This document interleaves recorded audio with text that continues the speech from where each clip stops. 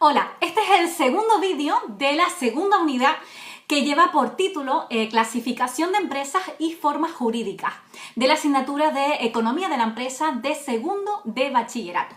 En este segundo vídeo se llevará a cabo y se tratará sobre las restantes formas jurídicas, como son la sociedad limitada, la sociedad anónima, las sociedades cooperativas y las sociedades laborales. En esta primera diapositiva, pues vamos a hablar sobre las empresas mercantiles capitalistas. Y son todas aquellas sociedades mercantiles en las que prevalece el capital aportado por los socios frente a las características personales de este. Es decir, tiene una responsabilidad limitada. Dentro de esas empresas mercantiles capitalistas nos encontramos las sociedades de responsabilidad limitada, las SL, las sociedades de responsabilidad limitada nueva empresa y las sociedades anónimas. La sociedad limitada es una sociedad mercantil de carácter capitalista, cuyo capital está dividido a partes iguales llamadas participaciones, y en la que los socios tienen limitada su responsabilidad al capital aportado. Por eso decimos que tiene responsabilidad limitada. Para entender mejor este tipo de sociedades, vamos a ir analizando cada una de sus características. En primer lugar, este tipo de sociedades se puede constituir con uno o más socios. Si es de un único socio, se denomina sociedad unipersonal de responsabilidad limitada. Otra de sus características es que el capital social no puede ser inferior a 3.005,06 euros y en el momento de la constitución tiene que estar totalmente desembolsado. También hay que decir que la responsabilidad de los socios está limitada a la aportación realizada, que puede ser dineraria o bien por bienes o derechos. Y por último, en su denominación, junto con el nombre de la sociedad, deberá figurar también la expresión Sociedad de Responsabilidad Limitada o sus abreviaturas SRL o SL.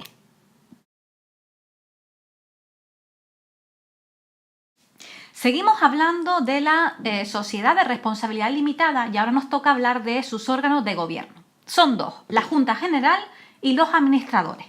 Con respecto a la Junta General, debo decir que es un órgano supremo de la sociedad y en él están representados todos los socios. Sus funciones son la de controlar la gestión social, aprobar las cuentas anuales y la distribución del resultado.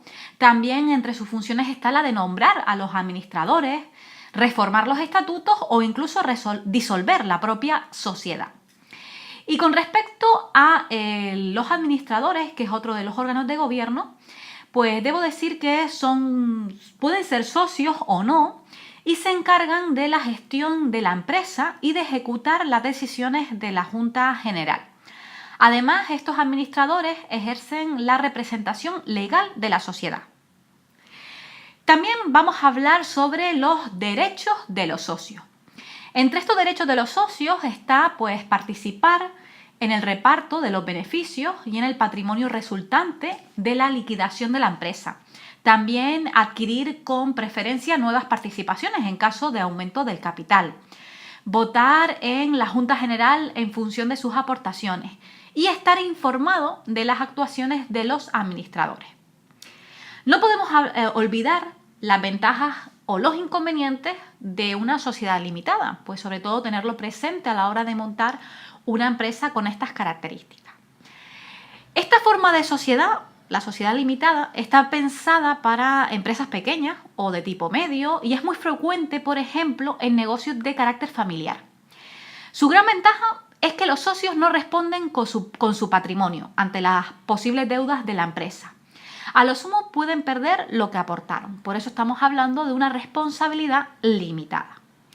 Pero su principal desventaja está en las restricciones que tienen los socios para transmitir sus participaciones a personas extrañas a la sociedad, ya que solamente se pueden traspasar libremente a sus familiares directos o a otros socios, y siempre con el consentimiento de la Junta General.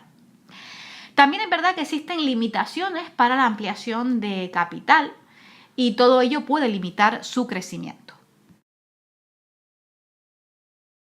Nos toca hablar ahora del turno de las sociedades anónimas.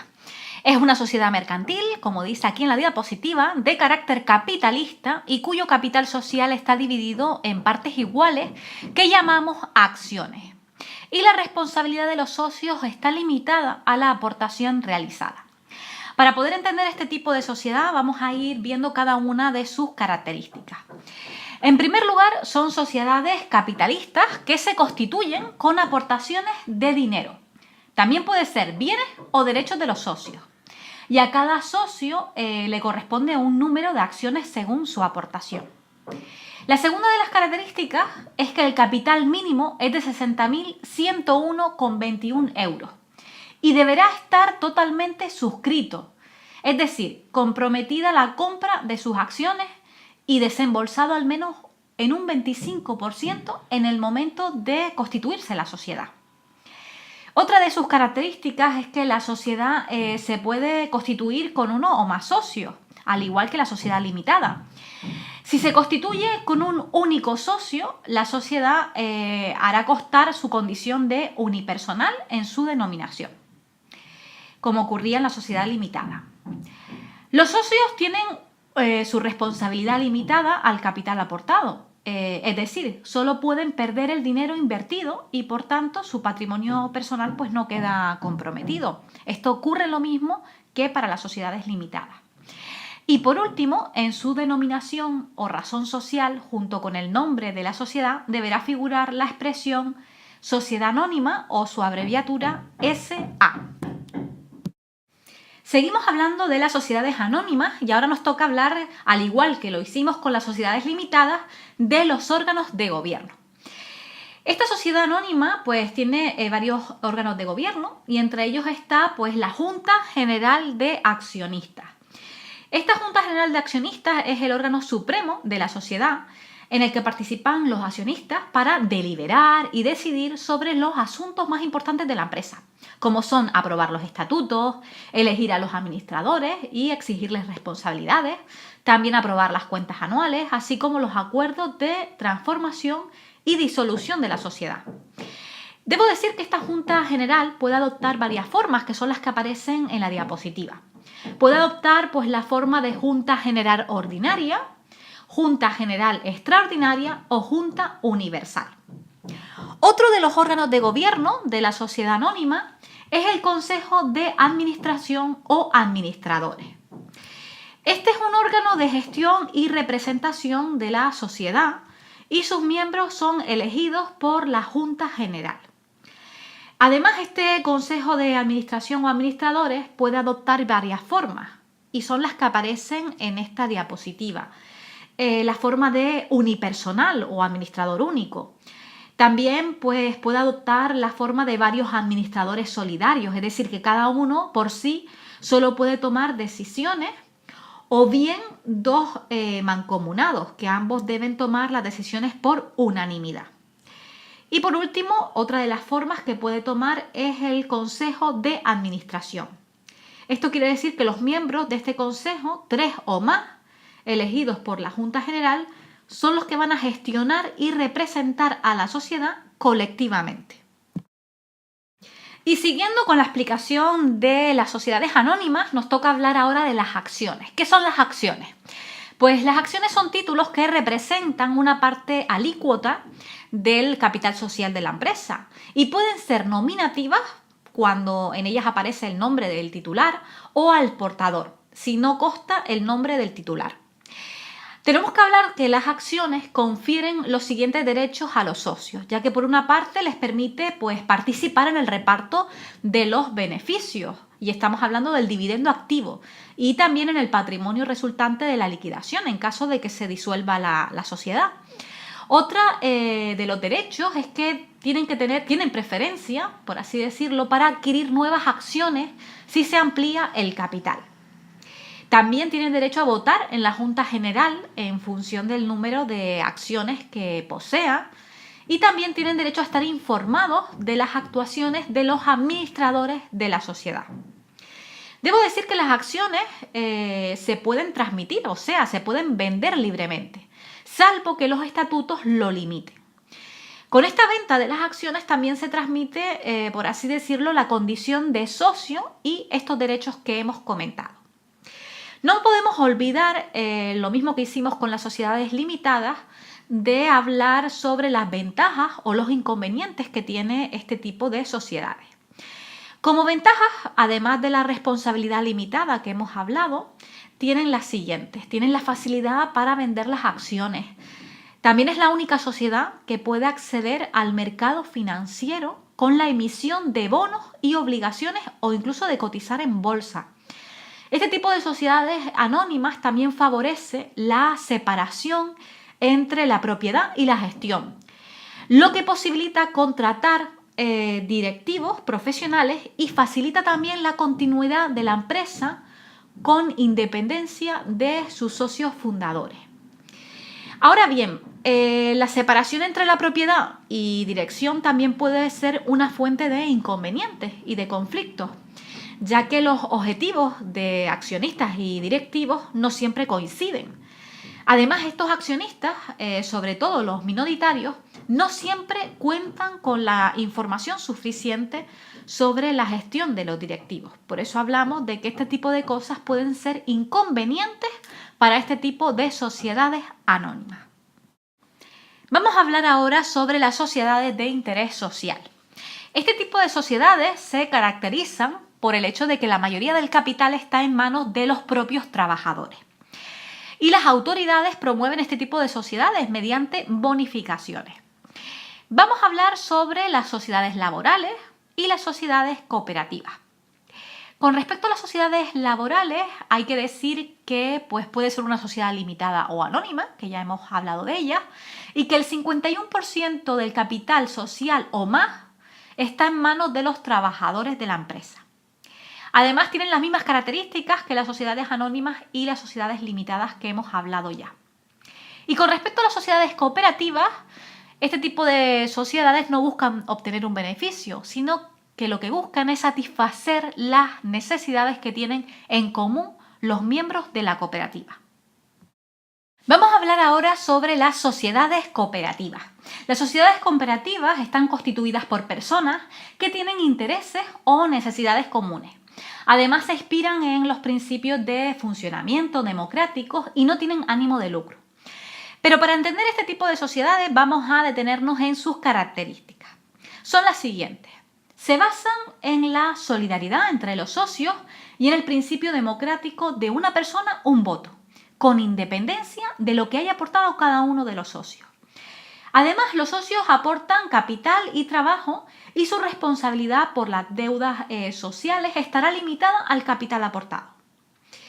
El capital social mínimo será el fijado en los estatutos y además estará dividido en aportaciones nominativas de los socios.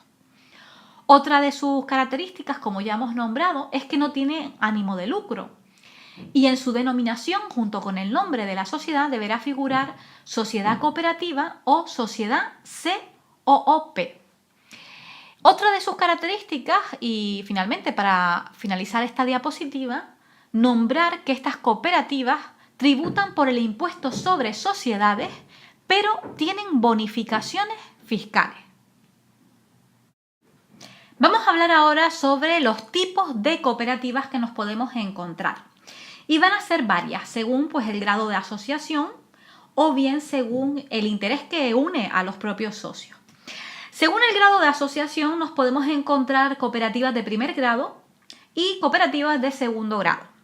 Con respecto a las cooperativas de primer grado, son aquellas en las que los socios son personas físicas o son personas jurídicas y el número mínimo de socios varía entre 3 y 5 en función de cada comunidad autónoma. Y con respecto a las cooperativas de segundo grado, estas están formadas por 2 o más cooperativas de primer grado, es decir, son el resultado de la asociación de cooperativas. Según el interés que une a los socios, se puede diferenciar 3 tipos de cooperativas que son las que aparecen aquí en la diapositiva. Las cooperativas de trabajo asociado, las cooperativas de venta y las cooperativas de consumo. Las cooperativas de trabajo asociado son aquellas en las que sus socios son los propios trabajadores que ponen en común sus bienes y su trabajo para producir bienes y servicios. En cambio, las cooperativas de venta son aquellas en las que sus socios se unen para comercializar de alguna forma sus productos con la finalidad de obtener unas condiciones mejores de las que tendrían por separado, como ocurre, por ejemplo, en las cooperativas agrarias. Y con respecto a las cooperativas de consumo, sus socios pretenden, de alguna forma, obtener unos productos o servicios en unas condiciones más favorables de las que tendrían individualmente. Algunos ejemplos que podemos hablar sobre este tipo de cooperativas, estamos hablando de cooperativas de consumidores, de cooperativas de vivienda, de crédito, de enseñanza, etc. Y siguiendo con las sociedades cooperativas, no podemos olvidarnos de que estas sociedades cooperativas también tienen órganos de gobierno. Y son tres: la Asamblea General, el Consejo Rector y los interventores. Con respecto a la Asamblea General, decir que es la reunión de todos los socios, en la que como órgano máximo de gobierno se va a examinar pues, la gestión social, se aprueban las cuentas anuales y se decide sobre los resultados de la cooperativa. Con respecto al Consejo Rector, es el órgano de gestión y representación de la sociedad. Y los interventores van a ser los que van a vigilar y controlar las cuentas anuales de la cooperativa. No podemos olvidar, lo mismo que hemos hecho con las anteriores sociedades, de cuáles son esas ventajas o esos inconvenientes a la hora de abrir una sociedad cooperativa. Sabemos que además de los beneficios fiscales, la principal ventaja de estas empresas es que la unión surge para realizar una actividad beneficiosa para los socios, con el efecto motivador que ello conlleva, ¿no? La participación de los trabajadores en la gestión social y en la realización de las tareas va a reforzar su identificación con los fines propios de esta cooperativa. Además, en estas cooperativas de trabajadores, el objetivo prioritario va a ser la defensa del empleo, por lo que en épocas de crisis lo último que se pierde es el puesto de trabajo.